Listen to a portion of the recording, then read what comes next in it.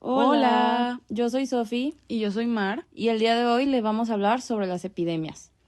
Bueno, Sofi, pero creo que para empezar deberíamos explicarles el qué son las epidemias. Bueno, en palabras muy simples, una epidemia es cuando una enfermedad se empieza a propagar rápido y afecta a muchas personas en una misma zona y en poco tiempo. Por ejemplo, si en una escuela o una ciudad o en un país muchas personas se empiezan a enfermar de lo mismo y al mismo tiempo, eso se considera una epidemia.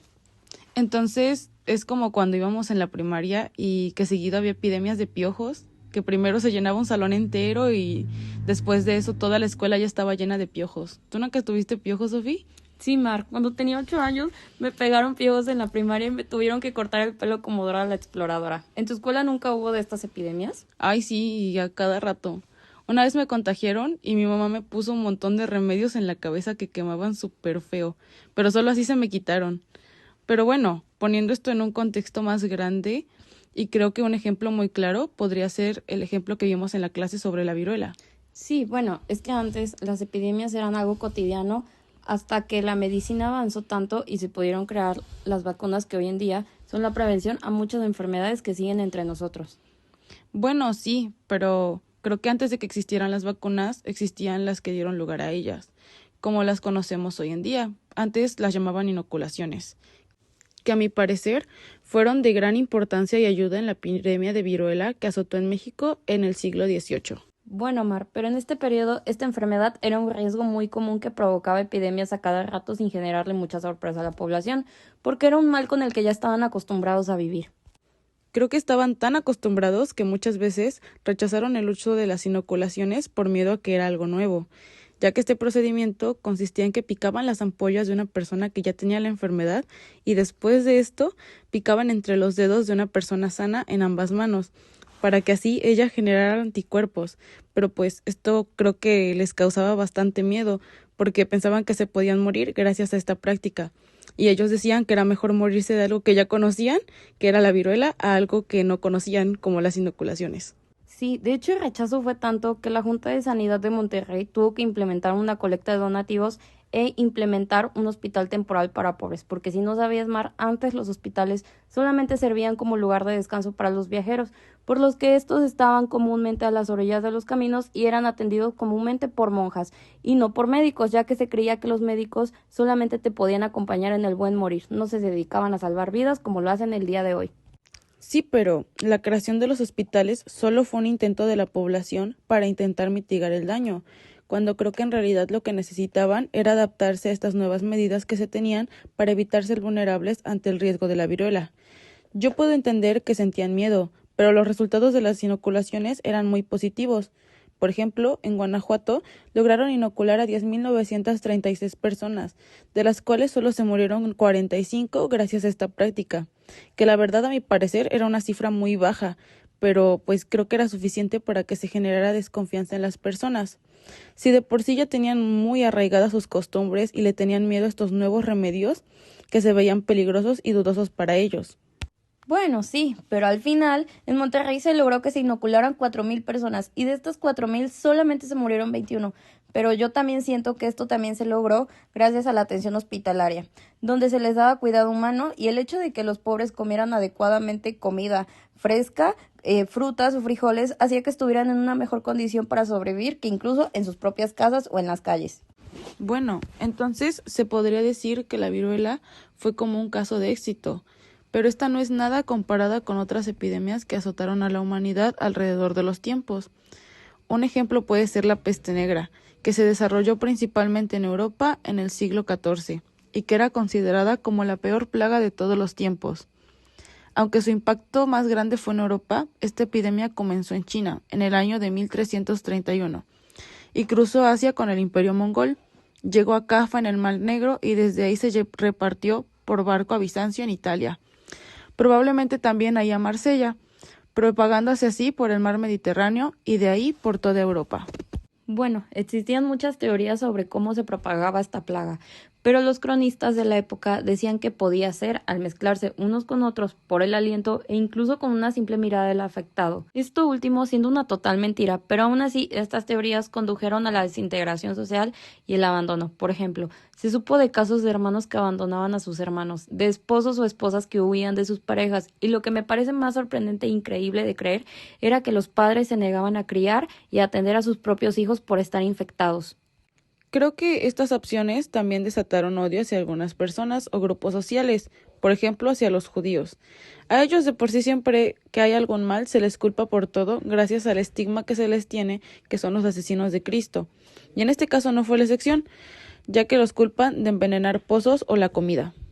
Sí, incluso hubo un rey llamado Carlos IV que autorizó que todas las propiedades de los judíos que fueran asesinados por estar implicados en la propagación de la plaga se podían ser tomadas por sus vecinos cristianos, e incluso perdonaba deudas de quien asesinara a un judío y quedaban impunes y libre de castigo por estas acciones tan atroces. Pero creo que esas acciones no ayudaron a parar la plaga. Al contrario, la empeoraron. Creo que lo que realmente ayudó a que se mitigara fue la creación de medidas sanitarias, como los aislamientos y las cuarentenas, que incluso se siguen usando hasta hoy en día. Todos lo pudimos ver, el aislamiento y la cuarentena que usamos durante el periodo de COVID ayudó mucho a prevenir la propagación de la enfermedad. Pero Mar, aún así, las medidas sanitarias llegaron un poco tarde, porque ya habían muerto 2/3 de la población de Europa, y al haber menos personas, también había menos obreros. Entonces la demanda de esto hizo que los salarios aumentaran. Entonces, técnicamente los sobrevivientes de la peste se hicieron más ricos y accedieron a las propiedades que probablemente eran de los judíos, pero esto les ayudó a elevar su estatus económico. Hablando de epidemias en Europa, me parecería interesante hablar sobre la sífilis, que fue considerada como una enfermedad nueva, que azotó a Europa por más de 100 años. Se le consideró nueva porque coincidió con el regreso de Cristóbal Colón de su primer viaje al Nuevo Mundo, aunque en realidad no era nueva, solamente mutó gracias a que entró en contacto con la cepa que era endémica en la isla española que hoy se le conoce como Haití en América Central. Creo que esta mutación de la que hablas se logró porque el virus se adaptó a un clima frío. Así se facilitó que sobreviviera y se contagiara, ya no de manera endémica como lo hacía antes, que con el simple tacto podías quedar contagiado, sino que ahora se hacía mediante transmisión sexual, que yo creo que por esta razón gran parte de la tripulación regresó infectada. Digo, por la forma en que se contagiaban ahora. Cuando desembarcaron en Palos y Lisboa, se empezó a propagar por España, aunque donde fue más fuerte el foco de infección fue en Barcelona, porque Colón y sus marinos acudieron a visitar a los reyes católicos después de su viaje. Luego de eso se transportó a Nápoles con los soldados que iban a enfrentarse con las tropas francesas y los mercenarios, pero principalmente se contagió por las prostitutas que se movían con el ejército español, y fue aquí donde estalló el gran brote de la epidemia. Aunque, según yo, no solo afectó a los soldados y a las prostitutas, sino que afectó a toda la población en general. Porque, pues, siendo sinceros, todo el mundo tenía relaciones sexuales. Así que afectó a todas las clases sociales sin distinción, porque ni incluso los sacerdotes o los gobernantes estaban libres de ella. Aunque la definían como sucia o cortesana por la asociación que se tenía con las prostitutas, o incluso se les llegó a asociar mucho con las personas pecadoras de lujuria. Cabe aclarar que antes no se le conocía como sífilis, sino como la enfermedad de las bubas o en España como el mal francés, porque coincidió con el brote estalló en presencia de los franceses. Pero en realidad cada nación le ponía el nombre que quería culpando a su peor enemigo. Por ejemplo, los franceses la llamaban italiana o los rusos la llamaban polaca, para los japoneses era la portuguesa y para los turcos el mal de los cristianos. Bueno, pero en realidad el nombre como hoy lo conocemos no se le puso hasta el año 1530, y fue por un médico y poeta que le puso sífilis por un poema que él escribió, en el que el pastor era castigado con una enfermedad por llevar una vida de excesos. Hoy en día lo que sé ya es muy fácil de tratarla con penicilina. Antes se trataba con mercurio, que hoy sabemos que esto es muy tóxico y que podría causar la muerte. Así que si no te mataba la sífilis, te mataba su tratamiento. Este se aplicaba como ungüento aplicándolo en las heridas o inhalando sus vapores. Pero bueno, para este tratamiento no ayudó mucho porque mató a millones de personas en Europa, más o menos de 2 a 5 millones de personas a finales del siglo XVI. Yo creo que, a como lo hemos estado hablando, la sífilis fue más como un caballo de Troya, porque pues sí, Colón vino a América por riquezas y tesoros, pero de regreso llegó con una enfermedad a su lugar de origen, que pues en el entorno europeo tan promiscuo se propagó como si fuera un incendio. Bueno, y hablando de enfermedades del Nuevo Mundo, creo que podríamos empezar a hablar sobre la fiebre amarilla.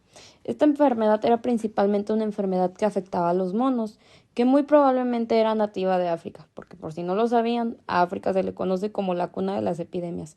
Pero se volvió epidemia cuando se empezó a contagiar a la población por medio del mosquito. Bueno, la mosquita que se llama Aedes aegypti o algo así. Este mosquito, bueno, mosquita, a lo que entiendo y como se reproducen todos los mosquitos, necesitan de agua estancada para poder reproducirse.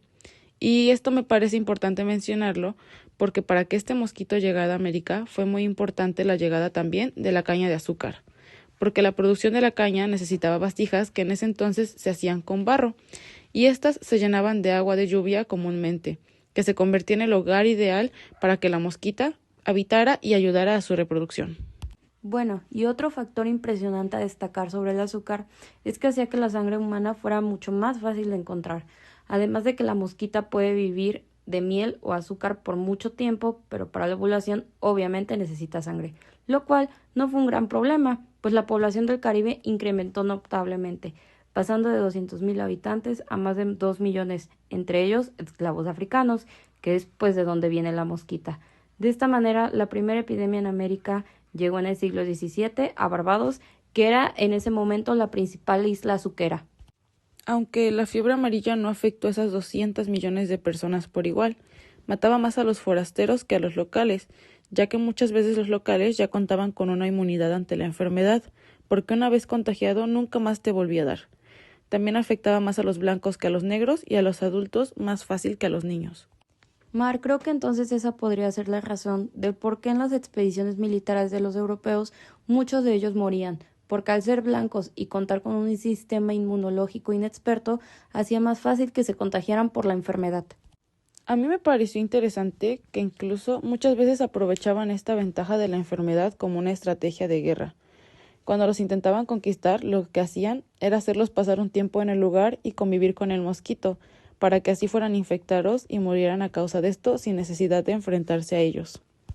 Sí, claro, como por ejemplo, durante la Revolución de Haití, los británicos perdieron a 50.000 hombres, mayormente por fiebre amarilla, y después los franceses a unos 40.000 aproximadamente. Los líderes de Haití sabían de esa ventaja y no dudaban en aprovecharla.